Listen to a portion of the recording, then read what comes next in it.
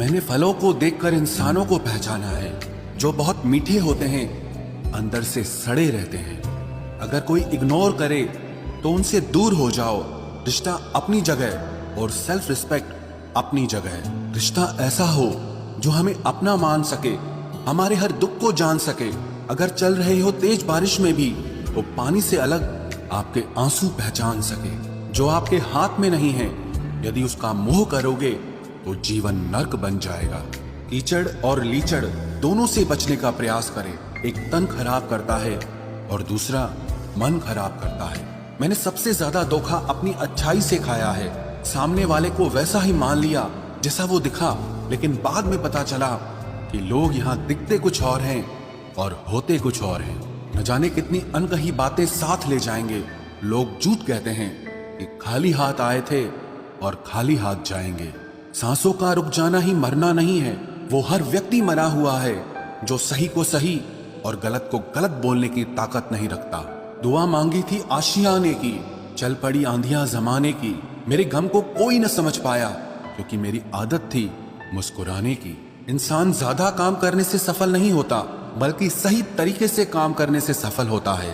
क्रोध में जो छोड़ जाए वो वापस लौट कर आ सकता है, लेकिन मुस्कुराकर छोड़ जाने वाला कभी वापस नहीं आता है।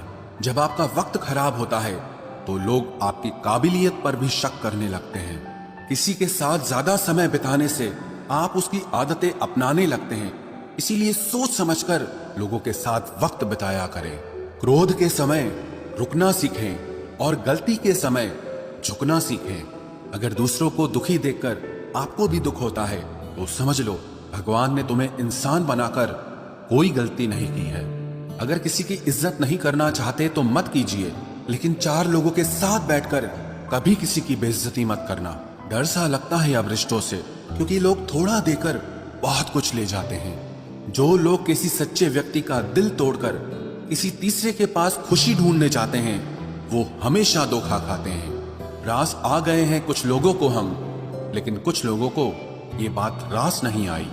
जीवन में कई बार हम बड़ी बड़ी परेशानियों से यूं निकल जाते हैं मानो कोई है जो हमारा साथ दे रहा है, और उसी अदृश्य शक्ति को परमात्मा कहते हैं।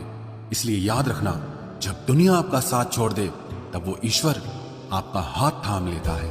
आंखों में पड़ा हुआ तिनका, पैर में चुभा हुआ कांटा और रुई में दबी हुई आग से भी ज्यादा भयानक किसी के हृदय में छुपा हुआ कपट होता है। वक्त की मार से तुम गुजर रहे हो, घबराओ मत, बस ये विश्वास रखना कि तुम निखर रहे हो। खुद से बहस करोगे तो सारे सवालों के जवाब मिल जाएंगे।